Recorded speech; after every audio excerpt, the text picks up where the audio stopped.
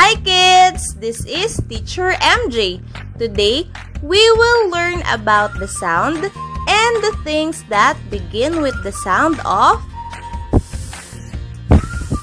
F. Are you ready? Let's begin!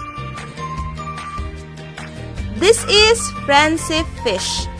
Francie Fish says F. Can you do it with me? One more time. Francie Fish says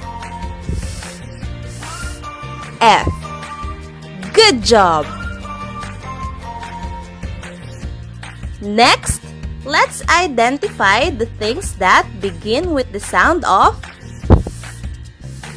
F. Here we go. Fan, fish, frog, flower, fruits,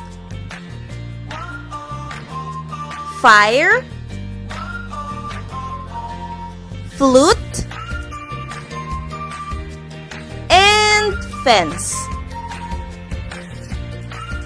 Very good! Are you happy? Thank you so much for listening and watching. See you again!